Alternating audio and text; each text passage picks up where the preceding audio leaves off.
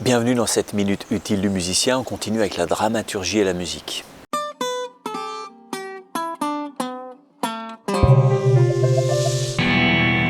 Si on continue à désosser un peu la dramaturgie pour voir comment elle peut nous servir en musique, évidemment ce sera à chacun d'essayer d'être assez puissant pour se dire comment est-ce que je peux foutre ces idées-là, comment est-ce que je peux les essayer déjà, parce qu'en fait si vous n'essayez pas, vous ne risquez pas de réussir. On a parlé des personnages, on a parlé de l'intrigue, on va pouvoir parler maintenant aussi de l'action. L'action, c'est la forme que va pouvoir prendre le fait de raconter votre histoire. Les rebondissements, les surprises, vas-y que je t'endorme pour créer quelque chose après, les coups de théâtre, etc. Ça, c'est toujours possible aussi en musique et c'est assez facile quand même d'imaginer ça. C'est assez facile de voir comment on va pouvoir le transcrire en musique.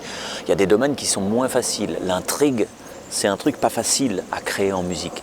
Mais moi je trouve que c'est vraiment passionnant d'essayer de trouver comme ça un mystère, de fabriquer de toutes pièces un mystère. C'est ça un artiste. On a parlé déjà de la Vénus de Milo. Voilà, ce mystère complètement magique, d'accord. Cette Vénus, juste pour en reparler 2 secondes, elle n'a pas des proportions parfaites. C'est-à-dire qu'un corps humain, c'est pas fait comme ça. Il y a des soucis dans les proportions. Et c'est ça qui crée aussi une partie de son mystère, c'est qu'en fait, c'est pas tout à fait normal. Les mensurations ne sont pas tout à fait normales. Alors on peut voir ça comme une erreur en se disant voilà, la tête est trop petite ou ci ou ça.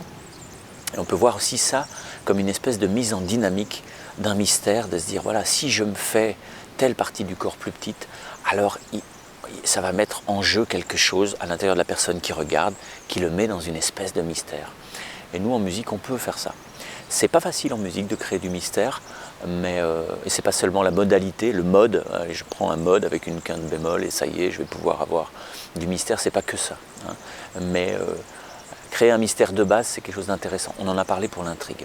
Aujourd'hui, on va parler de l'action. Quand on bouquine un peu ce que racontait le père Aristote 3 siècles avant Jésus-Christ, j'adore la Grèce antique. Je trouve qu'il se passe des choses, il s'est passé des choses complètement fabuleuses. Il y a 24 ou 25 siècles, il s'est passé des choses fabuleuses. On a inventé pas grand-chose depuis. Ce qui est intéressant quand on lit Aristote, c'est qu'il pose des bases qui sont encore valables aujourd'hui. Évidemment qu'on a été plus loin dans les raisonnements, évidemment qu'on a tempéré les choses, qu'on a découvert d'autres choses, qu'on a vu d'autres cultures, mais il a posé des bases qui sont encore valables aujourd'hui.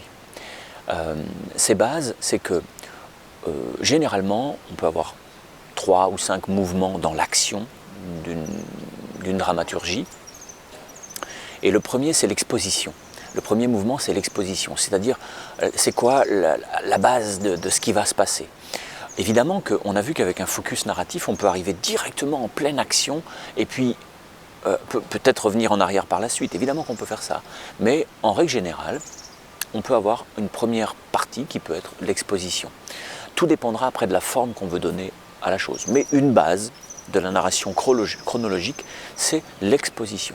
C'est-à-dire, qu'est-ce qui se passe, qui sont les personnages, où on est, dans quel état on est déjà, quel est le préalable, quelles sont les choses que le public doit savoir, quelles sont celles qu'il doit ignorer, et où ça se passe, comment on est. Voilà, ça c'est l'exposition. Cette exposition est souvent importante pour la compréhension ultérieure du public, pour qu'il puisse comprendre la suite des événements. En fait, donc c'est ça que vous devez mesurer, vous, en exposant les personnages rythmiques, les personnages mélodiques, les mouvements harmoniques, le son, que sais-je, en exposant votre musique. C'est ce qu'on fait souvent avec une intro. Une intro, c'est une espèce d'exposition du contexte.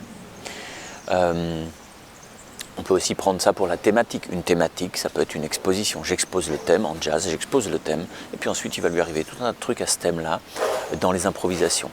Ensuite, on va trouver le nœud dramatique. Le nœud dramatique, c'est quand le sujet, les personnages, les thématiques entrent en contact avec ce qui va les bouger, ce qui va les remettre en cause, leur antagoniste, ce qui va contraindre leur effet, la problématique de l'enjeu de la pièce.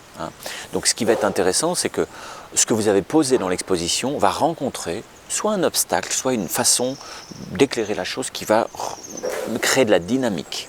Créer de la dynamique, ça veut dire le mettre en mouvement, le tendre quelque part. Vous pouvez avoir un truc complètement contemplatif, auquel cas ça peut ressembler à de la musique de yoga. Vous voyez sur YouTube 7 heures de musique de yoga avec zéro tension nulle part. Ça c'est une forme possible. Ce que je pense c'est que c'est anti-dramaturgique ça. D'accord. Si ça dure 7 heures, j'ai rien contre la musique de yoga, mais pour moi c'est pas de la musique, c'est un support pour faire du yoga. D'accord. On peut avoir des musiques complètement contemplatives, ça pourquoi pas, mais à l'intérieur de cette contemplation, on va pouvoir créer de la vie. Hein. Sinon, ça crée un truc tout mort, et c'est un espèce de squelette, il n'y a plus de viande dessus, d'accord? C'est bien les légumes, mais il faut envoyer la viande de temps en temps.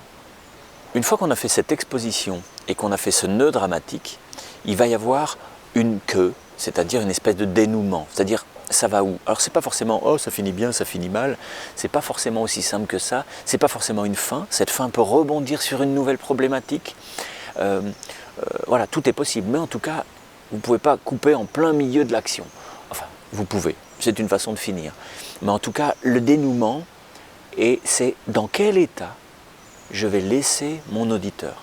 Est-ce que je laisse sur sa fin? Est-ce que non, je vais au bout de la résolution? Est-ce que ça résout? Est-ce que ça induit une nouvelle dynamique de jeu? Est-ce que ça induit une pièce suivante? Est-ce que, voilà, quand vous écoutez The Wall de Pink Floyd, tout sous cet album est une pièce, c'est une pièce opératique. C'est pas une chanson. Une chanson extraite va être un petit bout dont on peut avoir une compréhension plus fine quand on a le tout. Et c'est là que ça peut devenir intéressant aussi. C'est-à-dire que si vous êtes mal à l'aise dans un format de chanson, vous allez pouvoir induire de la dramaturgie au sens album, carrément faire un album, ou même plus. Si vous voulez faire une pièce de 7 heures pour aller loin dans quelque chose, eh bien pourquoi pas, d'accord? Ça c'est une question sur le format, on y reviendra, on parlera du format. Alors la question de l'action dans la dramaturgie, ça va être la question souvent de où est-ce que je place une idée forte et comment je la mets en valeur. Donc en musique, on a vraiment beaucoup besoin de ça. Quand votre idée forte, elle est mal placée, mal amenée, mal répertoriée dans votre système de dynamique, de la forme, de votre narration, eh ben, cette idée forte, elle est plus forte.